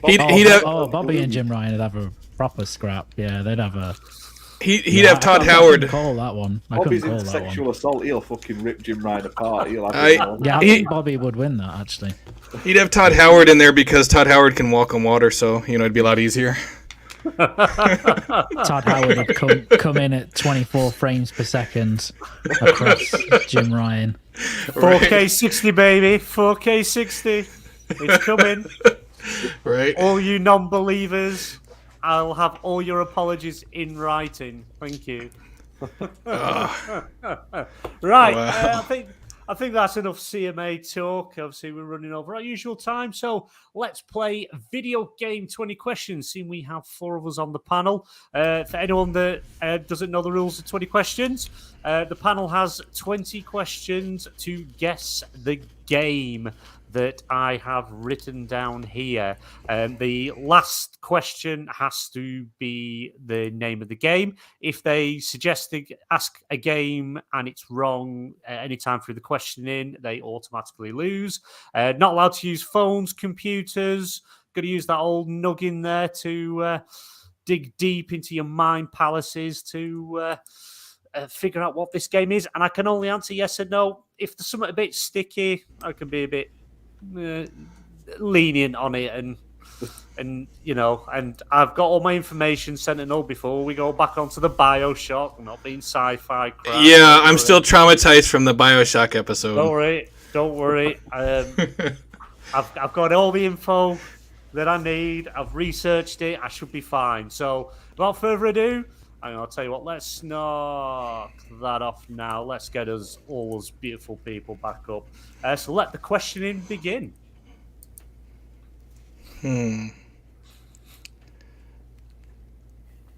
Well, let me see.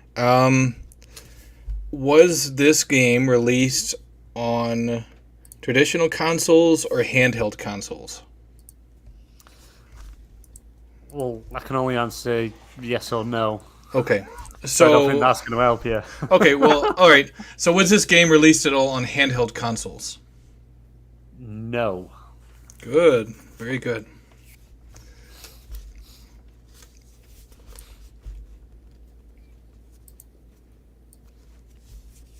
We're all supposed to be asking here, right? Oh, we need to ask. Let's see what gen we're on.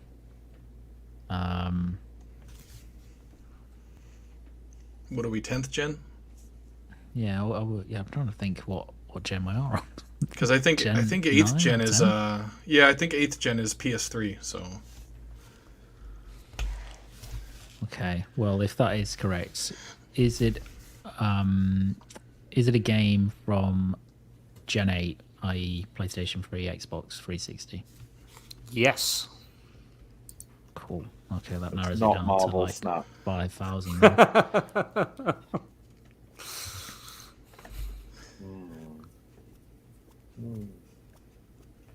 Was it an exclusive game to a platform? Yeah. No. Okay. Oh god, that doesn't narrow it down, does it? okay. Was it a shooter, either first person or third person? Yes. It's a shooter. And it's not exclusive. Well, when we say shooter, let's say the shooting mechanics. That might make it easier than. yeah, I mean, I don't wanna technically, offend you. first or third person includes games from like Call of Duty to something like Gears of War. Even though I know you said it's not exclusive, but first or third person shooter. Yeah. The shooting mechanics in the game. That would be your primary way of going about it, I would say. Okay. But it isn't the only element, just to... No, I don't want to lead you down the wrong path again. Okay. I've heard about this. Yep.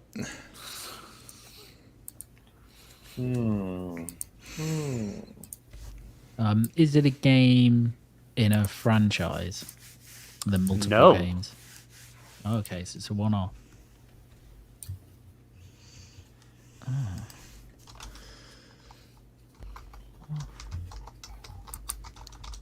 Was it a well-received game on Metacritic or sort of in review aggregates? No, it was not well received critically. Right. But it was quite popular with people. But critically, no. It didn't score well. Right. That doesn't help. I apologise, guys. I just... Was it made by Activision? Or was No. it published by Activision? It wasn't. Okay. All right. Yeah, I only ask because they make a lot of, shooter type of games. Is it an open world game? I would say it's a semi-open world game with levels. Does that make sense? No. So you'd have levels, but they're like semi-open world. It isn't like a big just open world you can run around. I think he's making this up. No, I'm not making it up. I got the info. That's what it says. Oh. 4chan isn't a good source of info. Jesus, I'm more confused now than I was when we started. But it's a semi-open world game with levels. It's got shooter mechanics. It's not made by Activision. It was on PS3 or Xbox 360 gen, and it was well liked by fans, but not by anyone else. It's pretty tough. Does it have a sci-fi setting? No. Okay. Right. Was it single player or was it single player? Yes. Right. That's 10. Have we established what perspective it is yet? I don't think we have we? Whether it's first or third. No. Okay. Is it a first-person game? No. So it's third-person action. Well, because he said it has shooting mechanics, so it's not necessarily strictly third-person shooter. That's interesting. I'll give you one for free. It's Right. classed as an action RPG. That should help you. Giving you a bit of help there. Action RPG, but a one-off. Is it set in past eras, like not in the modern era?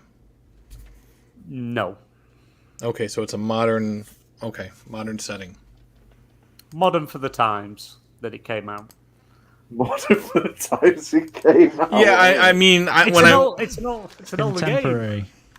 Yes, contemporary. Do you know what?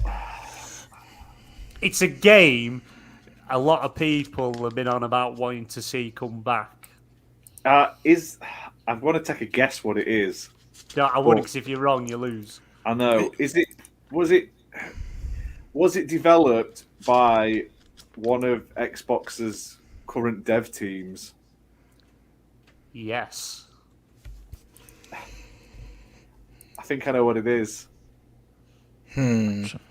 Still trying to. That people have wanted back recently.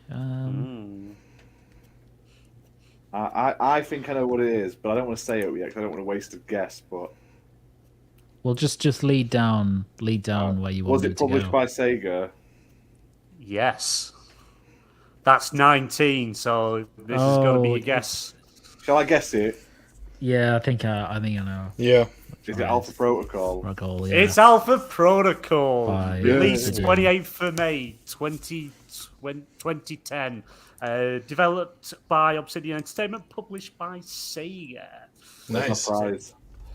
Yeah, but yeah, it was a good game. I remember picking it up when it came out. Absolutely enjoyed Alpha Protocol. Good game. I think it was around the time that sort of the James Bond games were coming out, and it was quite a popular genre at the time. And they kind of did that RPG style where you've got combat, melee, weapons, stealth, the whole dialogue tree. Yeah.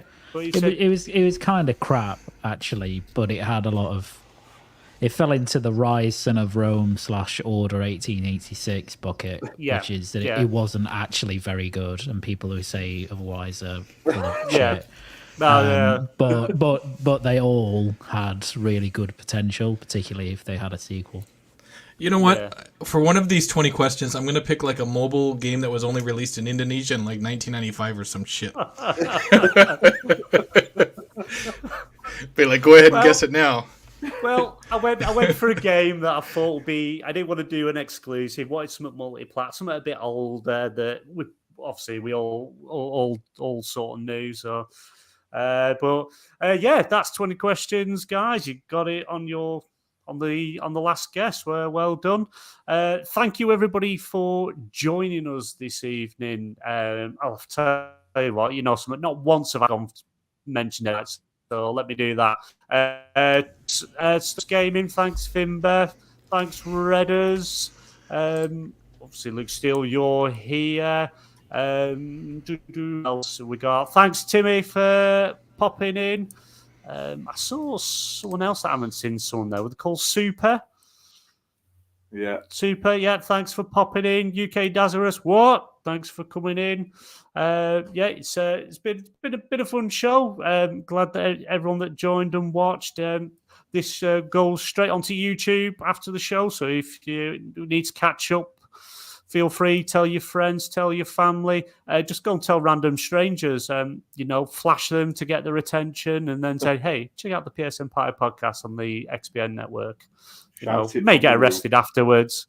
Then you can tell everyone in prison. It's all good. If anyone missed my singing at the start of the show, I do recommend going back, listening to it. I am considering going on one of these talent shows in front of Simon Cowell to, see how I go. I think I could get far in the competition. Future career in singing. You never know. Luke, why don't you tell everyone where they could find you, sir? Thank you for coming on this evening. Always a pleasure. No, you're very welcome. Oh, yes, as always. You find me, I'll just keep it simple, at Luke Steele 90 on Twitter. So go follow me there. Yeah, and you can see his Twitter handle is just below his name in his box. Sentinel, Sergeant, Sir, our American soldier. where can everyone find you, sir? Thank you for being on again tonight. Yeah, thanks for having me, obviously. I'm on Twitter, on Twitch, SSGsentienl, as you see it on the screen. I also am on the PSN Party Podcast every Wednesday with BMG. And we're on tomorrow, actually, XBL Party Podcast, which is going to be on at 2 o'clock p.m. Central Standard Time for those of you guys that are in the U.S. It'll be 8 o'clock for anyone in BMG's neck of the woods. So definitely check us out tomorrow. It's going to be great. All about Xbox. And we've got Scott, SX2. He's the guest tomorrow evening. Nice. So definitely looking forward to it. Oh yeah, and I won't be on the show tomorrow with because I've got some commitments. But I will try and get in chat later in the evening if possible. Ash, our rogue PlayStation gamer. Wait. Where can everyone find you? And what are you doing at the moment? Any reviews? I've got a review going up, or like a review roundup video. It'll be going up in the next sort of 10 minutes after this. It's already up waiting. I've just got to put it live. Mainly a few indie games that I've had sat for a while. I've just put into one video. But you can pretty much find me on the channel most days. Thursdays, I'm on the XBL Party Podcast from 8 p.m. GMT. I do reviews pretty much 5 days a week at the moment. I'm putting at least one review video up.